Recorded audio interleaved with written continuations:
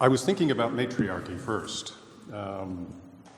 I had the opportunity as a child, from the time I was born till about 7, living in this tiny little town in Kansas. And the house on my right was my great aunt. The house on my left was my grandmother, grandfather, great-grandmother, great-grandfather. And so I was surrounded by women all the time. And I have 3 older sisters. So throughout my life, the women have been the lead, always. So it's sort of interesting that matriarchy comes up in this. I feel comfortable being here with all the ladies. But anyway, let me introduce you to some folks. Chinmaya Misra. She has a design studio called Chin Design Studio, and her journey has brought her from India to Los Angeles. Her education at the Southern California Institute of Architecture has played a significant role in shaping her design philosophy. Chinmaya sees interior design as an extension of her training as an architect. The emphasis on a cohesive design approach that includes architect-led interiors, site-specific furniture, custom textiles, and installation-driven art, which showcases her holistic perspective. Her ability to see latent potential in spaces, regardless of the scale, and her commitment to merging clients' needs with the design expectations highlights her thoughtful and collaborative process. Capturing design moments, Chinmaya creates magical spaces that are both joyful and meditative, whimsical and timeless. Her role as a teacher and a mentor at Cal Poly Pomona, along with her core studio team, reflects her dedication to sharing knowledge and fostering the growth of future designers. So then, Susanna Speirs, Ali. We have a special connection because I've been showing Susanna's work for a couple of years now, and it's had just a really marvelous response. So thank you. Susanna is the head of the Metals program in the School of Art at California State Long Beach, where she teaches classes in sculptural metalworking, metalsmithing, casting, foundry, and 3-dimensional designs. She holds an MFA 1996 from the University of Washington, Seattle, Washington, as well as a BFA in 1993 from Syracuse University. Susanna has also studied at Temple University's Tyler School of Art and and Pilchuck Glass School. She has been published in Metalsmith magazine and exhibits her work internationally. So very good. And then Ginger Rose Brucker, is a Los Angeles-based astrophotographer and science communicator whose work explores the beauty, scale, and color of the universe through long exposure imaging. A graduate of both the San Francisco Conservatory of Music and the University of California, Los Angeles. Ginger began photographing the night sky, while pursuing her musical studies as a professional harpist, quickly developing a passion for capturing celestial phenomenon as an art form.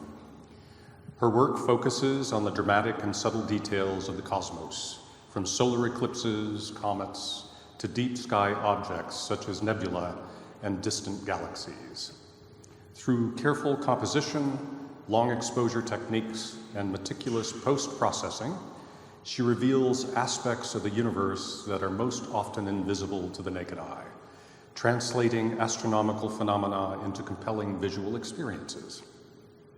But in addition to her photographic practice, she is a co-producer of All Space Considered at the Griffith Observatory, a monthly program presenting current discoveries in astronomy, space missions, and highlighting unique astronomical art and astrophotography.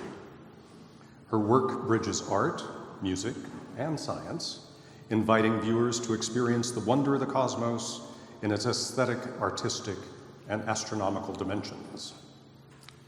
I feel like we need Star Wars music going. So, anyway, ladies, I'll get right into a few questions. Given our panel is the ancient in the modern, kind of curious how each of you see the ancient come through in your work. Is it by way of history or science, or do you draw on some sort of personal identity, I guess? And please, Susanna, all right. You're closest. Okay, I'll start. Thank you so much. I don't know. Do I need this? It works. Yeah. First of all, I'm so excited to be here and be on this amazing panel with everybody, and this feels like a real gift to me. I would say yes is my answer. You know.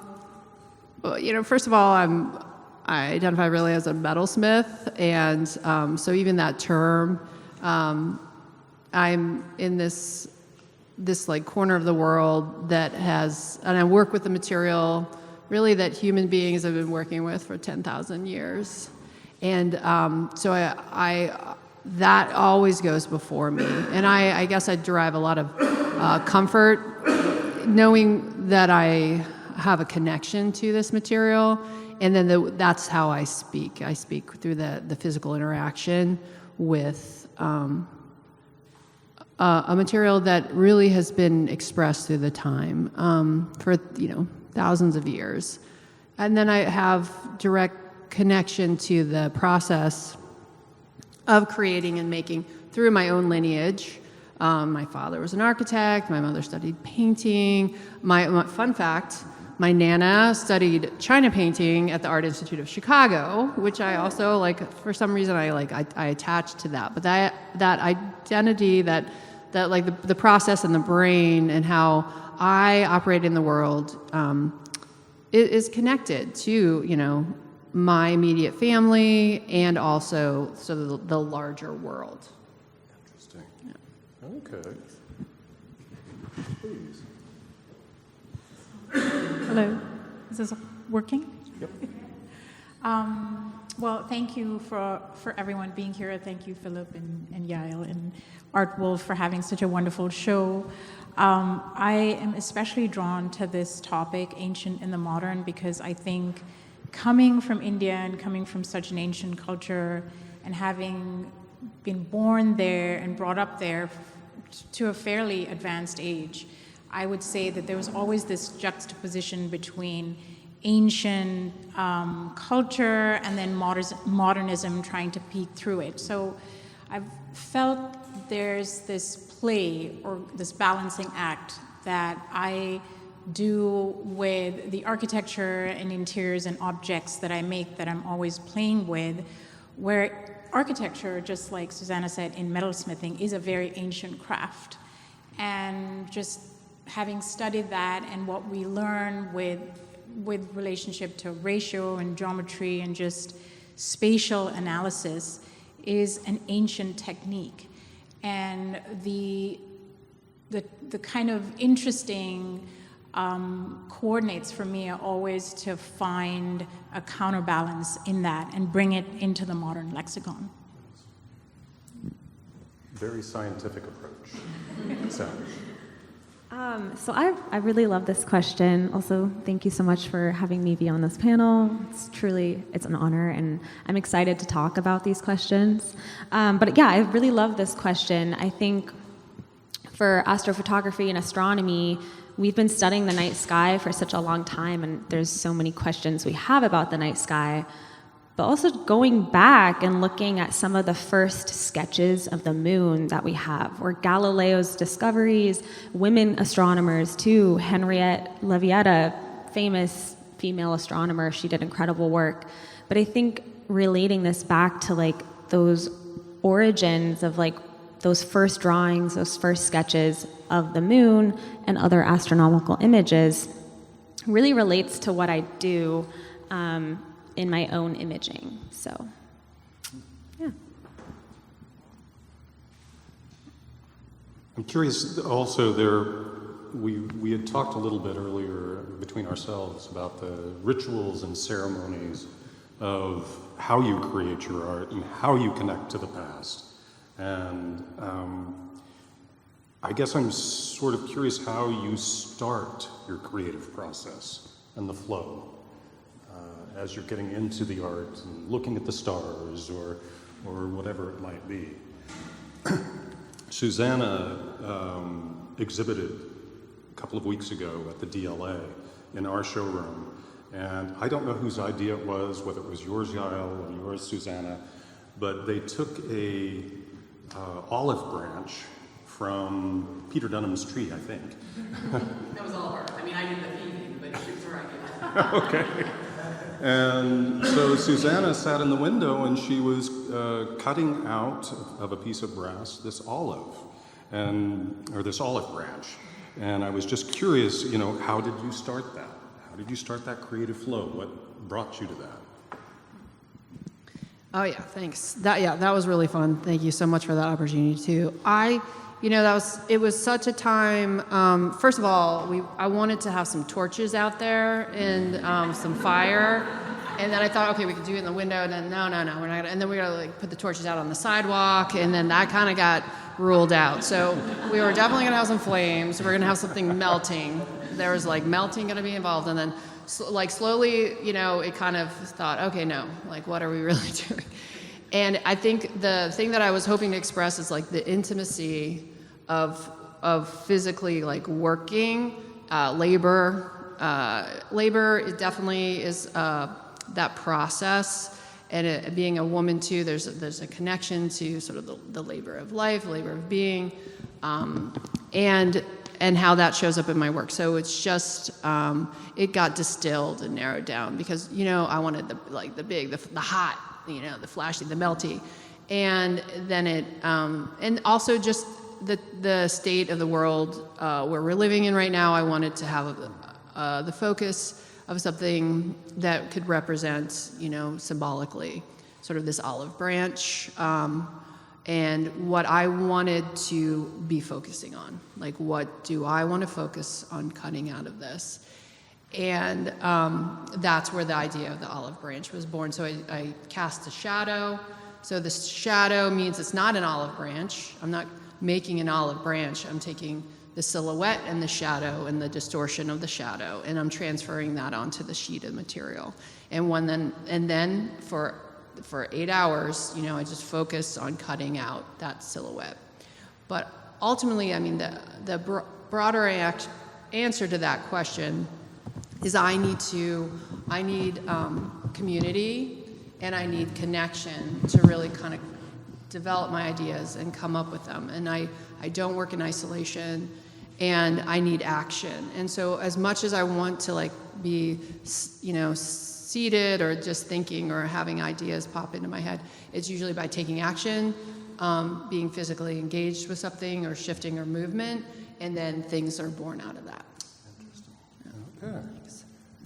I love what you said about taking action. So kind of two parts to the question, the ritual first and then the making of it. For me, I think the ritual is, I like to sort of meditate on images, whatever project it is, whether it's an architectural project, an interiors, or an object, or textiles.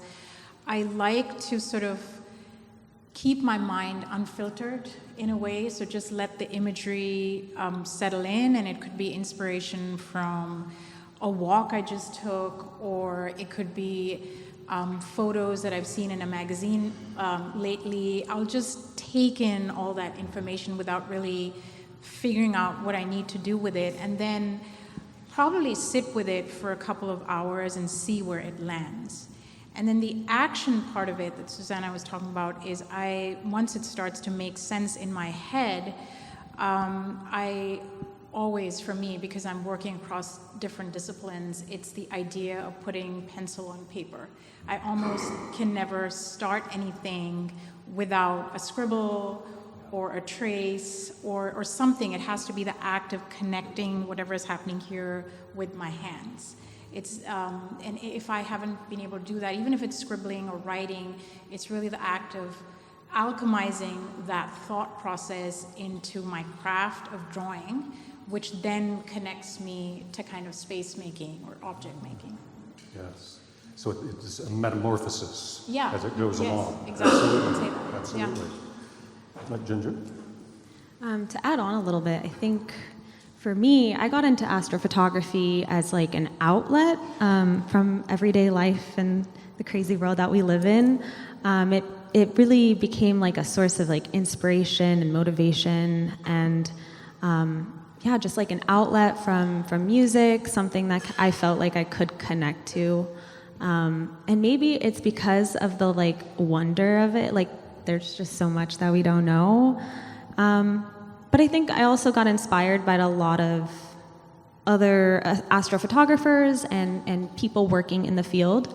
I didn't study astronomy at first. I studied music, but I felt this like really strong connection to it, and connecting to those like other artists and astrophotographers that I saw, a lot of them female too, which in the world of like astronomy and people even that I work with, it is mostly male dominated. And so being, up there with these other women, like getting to photograph the night sky, it's something that is so cool and a lot of fun.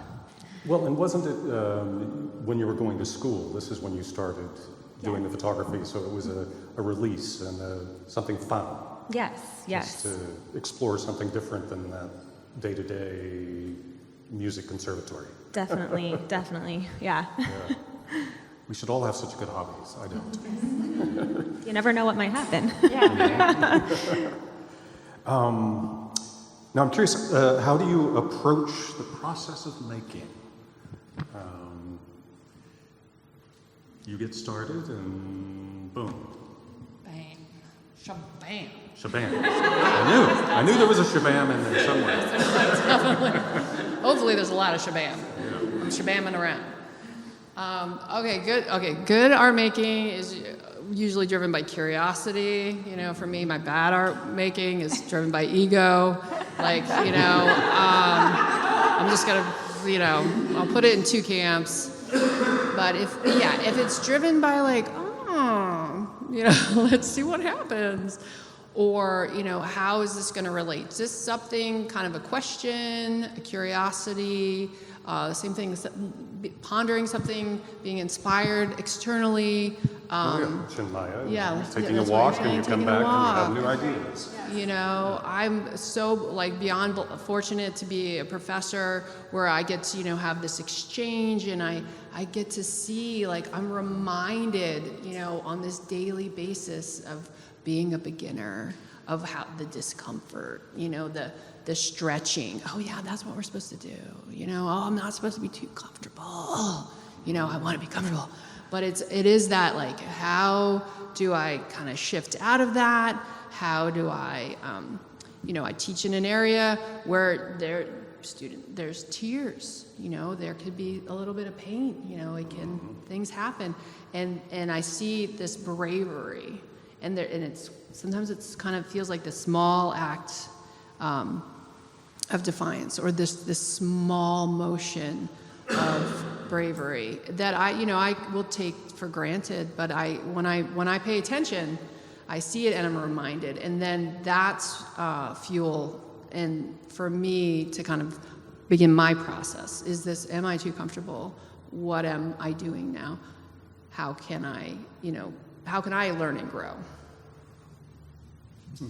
Yeah, I think going back to the idea of always needing to draw something in my medium is very important, but also I guess it's important to be slightly in an uncomfortable space. You can push yourself a little forward. A friend recently, as a birthday gift, signed me up for a hand weaving workshop. Now, I've been around textiles and familiar with how things are done, but I've never physically made one myself. So I was extremely nervous going in because there were all these textile artists who were there, and it was being led by the Southern California textile kind of division.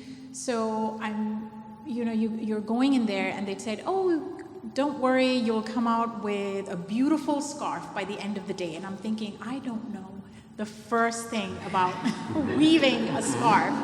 And to say that I will be done with a scarf. So it was a complete leap of faith, but allowing yourself to kind of sit through that process and learn and be curious, exactly, and then just kind of also allow yourself that freedom of failure. Like, okay, fine, so what if I don't end up making anything? I think it's just, just allowing yourself that flexibility.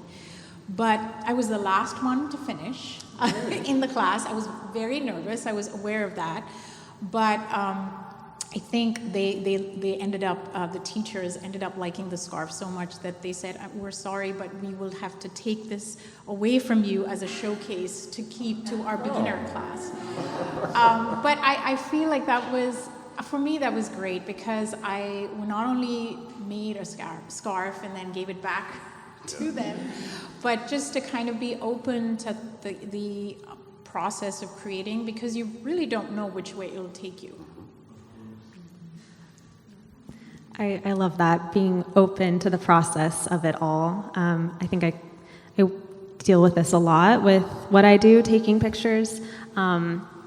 Each time that I'm out there with my camera taking pictures of these astronomical objects, each one of these objects is different, and so it's a different exposure time. That maybe the weather is different. I'm dealing with clouds. There's a lot of other factors that I kind of have to work with, and there's like this adrenaline rush that I get. I can't really explain it. I get frustrated because I'm very impatient sometimes. So I get a little, frustrated and impatient, but then there's like this adrenaline rush that kind of takes over, and I guess that's maybe the flow state that I'm entering, where it's like this magic, and being able to like experience that process in the moment is beautiful, I think. Where do you end up doing a lot of your photography? Because with the city, obviously, the light pollution, you got to get out of here. Yeah, so that is kind of part of the process, actually. A lot of these trips are planned. The eclipse photo actually was a whole planned trip. We were supposed to go to Texas for where the eclipse was happening. Did anybody travel to see it or go anywhere? I have a lot of friends in Texas, and they travel to like the destination in Texas. Yeah, so that was our original plan. We ended up driving all the way to Arkansas. So we didn't have anything planned. It was like you're just chasing an eclipse, basically. So a lot of these, it's part of the process of like planning. I'm going to Iceland next week to see the aurora. So that's like a very last minute planned thing, but you have to deal with the nature of like things happening very last minute. So you have to be flexible. You have to be very flexible. Yes. So, yeah. I'd love to go to Iceland. Can we come along? There's always structure related to your work, I suspect, and wondering within that structure the limitations you find that help with the boundaries and the prohibitors. It's that structure. I'm just wondering about how you deal with that each time. When every new piece, you have to do a different kind of structure to create that. What happens? Yeah, so there's like so many different types of structure, but the nature of the material will have its own structure. Like there's process you call like that's bending it the hard way, so it's like telling you you could possibly do that, but it's not going to naturally want to move in that direction. So we're going to have to apply force, and usually force and heat. And then, so there's that nature of the materiality. What am I working with, and what does it want to do? What are the limitations? What is that structure?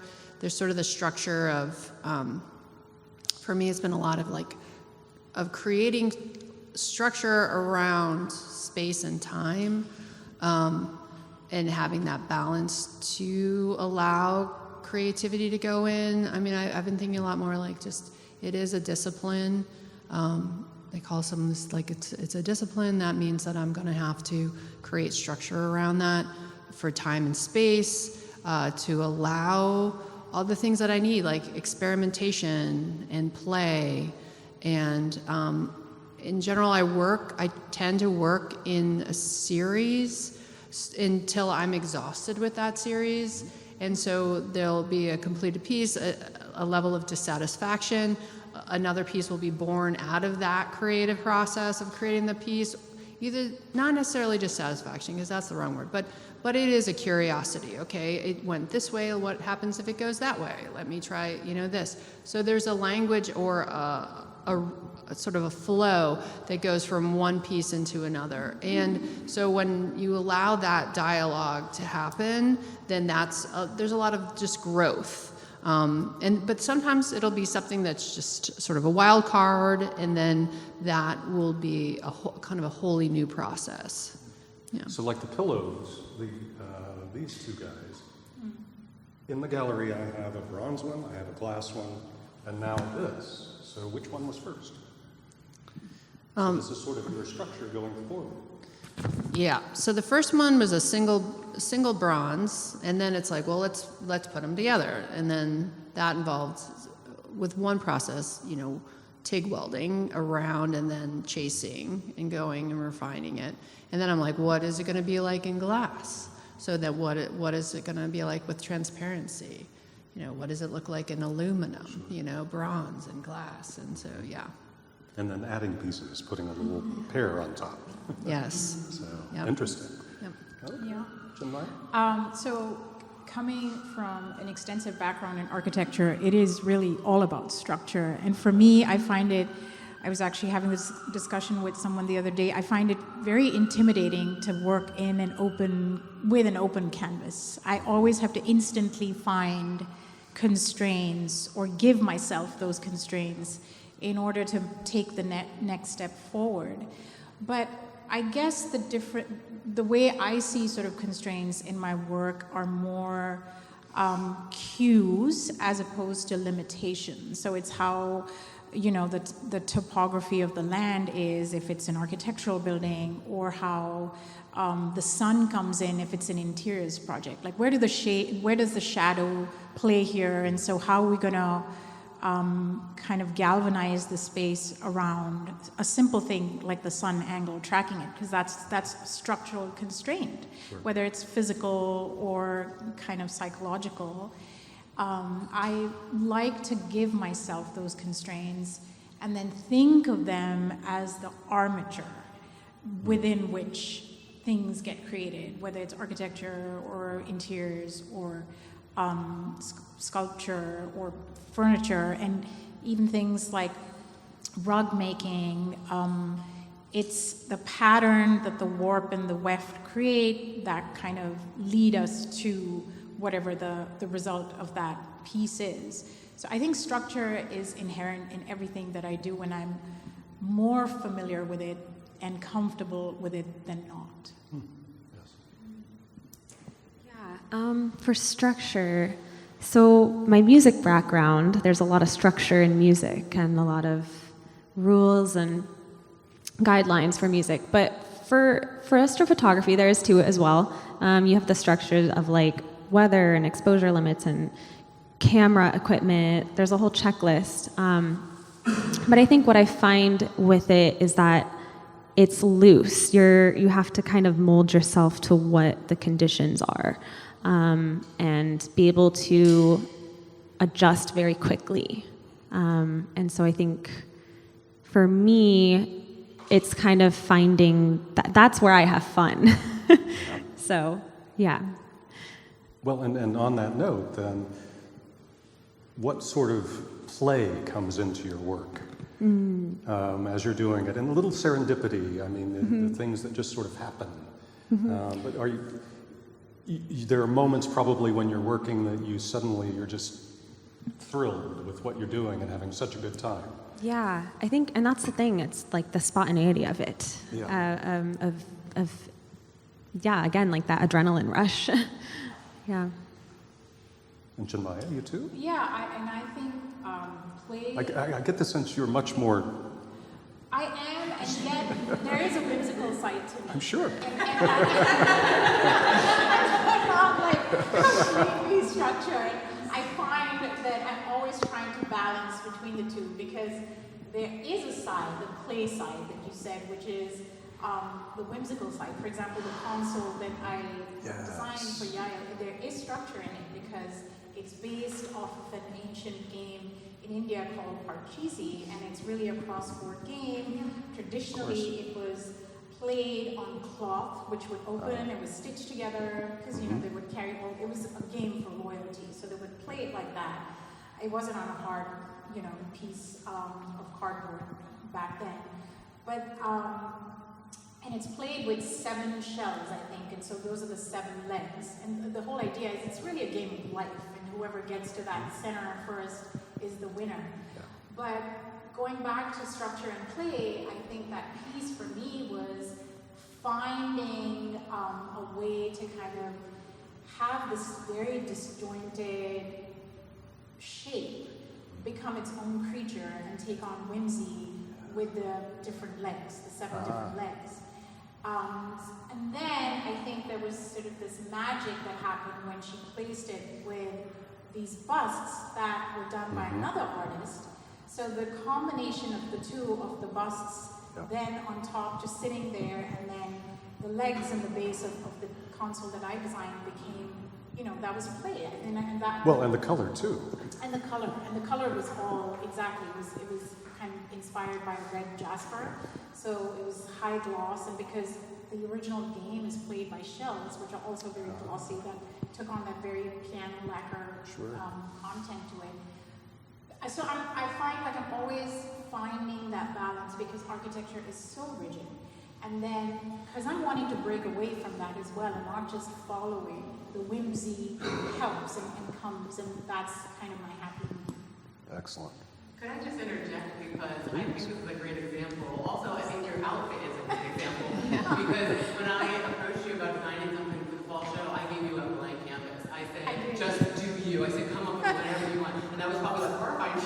You were like, I mean, Parcheesi, okay, structure now, and then you found the whimsy within the structure. That's kind of like really good example. Yes. Well, and then the combination, as you say, the art that you put on top of the table, it changed it entirely. Because now I see it here without anything on it, and it's a totally different piece. Yeah. So, Yeah, I think I'd speak to release of expectations. For me to have spontaneity and to play is usually permission to stay out of the outcome. Like whenever I'm like have an expectation of something resulting in something, then I'm going to be in that groove of, you know, conforming to that idea instead of staying within the process, to staying within like what is actually in front of me. And then because that sort of groove will override the events of really just the engagement, and that what is really fun is like being right here, right now, like being in it and then playing with it and experimenting and trying, you know, stuff. But, you know, that's probably my ticket, you know.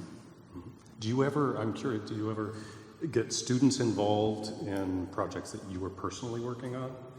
And in a playful way, I guess, because you're obviously trying to teach these people, but you have a goal to create a piece that you've started. It's, you know, that's something that I would say that it's been on more of a superficial level, you know, where I've had students work with me on like installations and once again, back to the labor, you know, the finishing, like grinding, lifting. But really, I love that question because that's a question that's making me think, how do we bring that dialogue in? And it's interesting because that's part of it, the way we teach in one area where the students, I expect them to work together on a project. And that's a big challenge.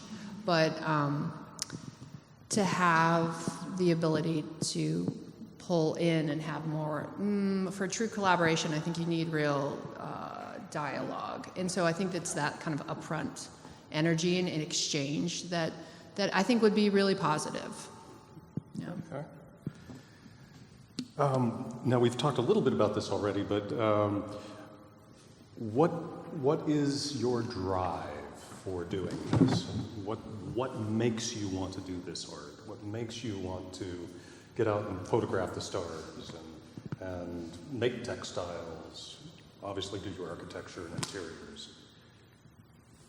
Ginger, let's start with you this time. I think for me, it's this sense of time and scale that is the universe.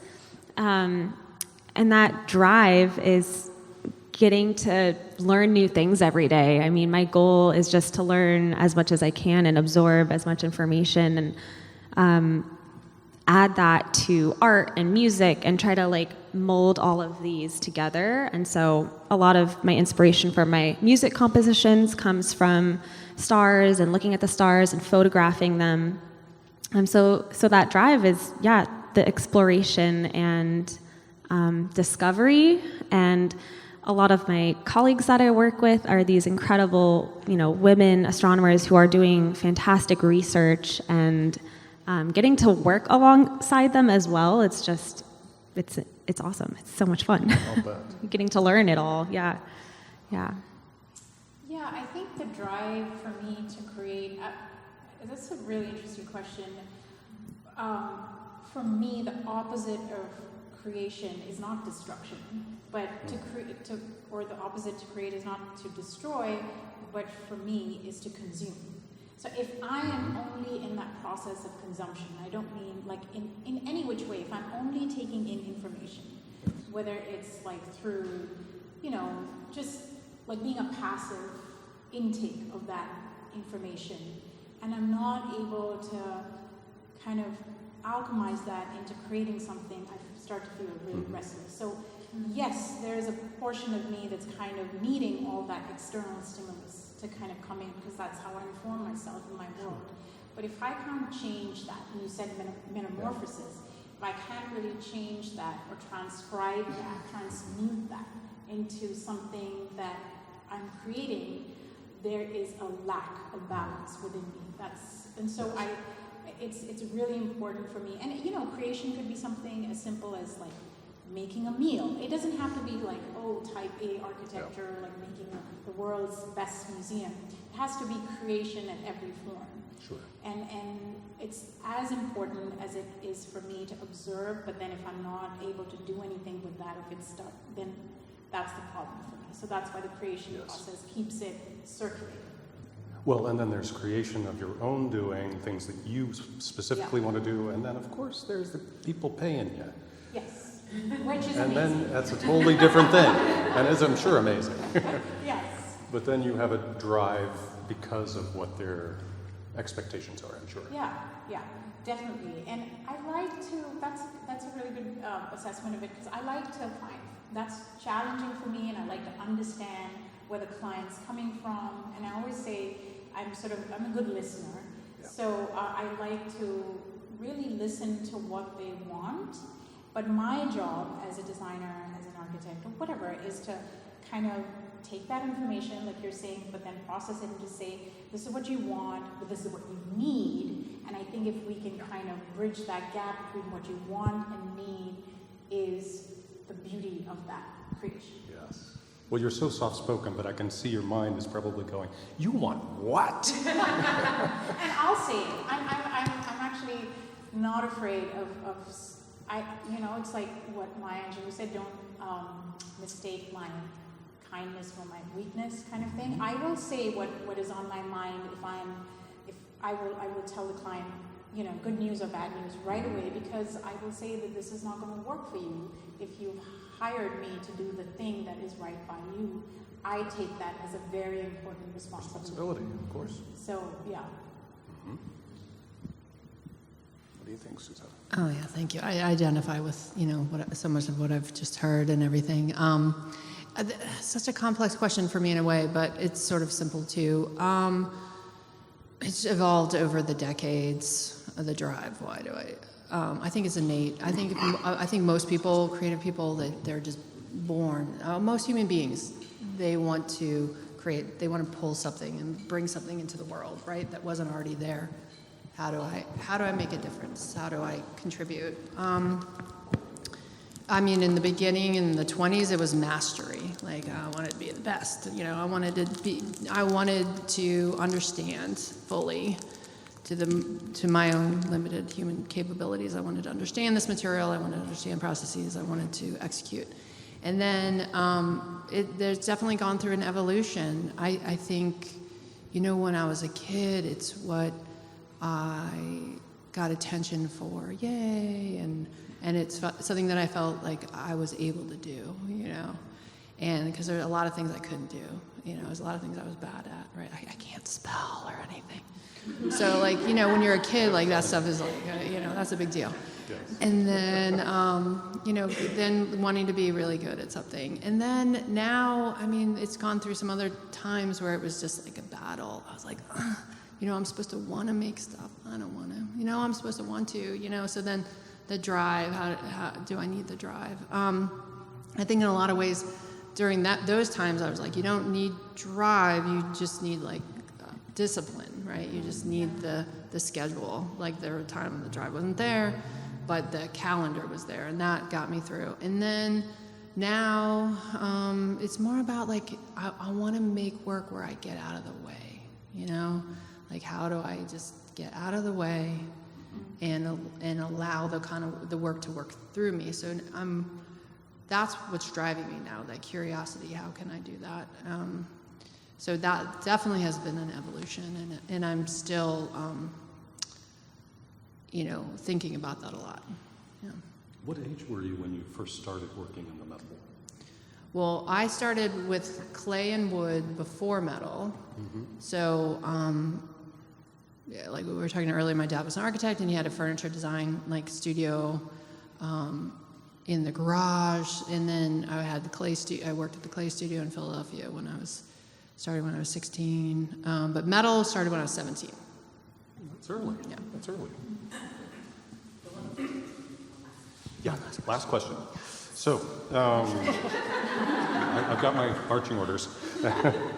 So, working in each of your mediums, going back to the title of our program, The Ancient and the Modern,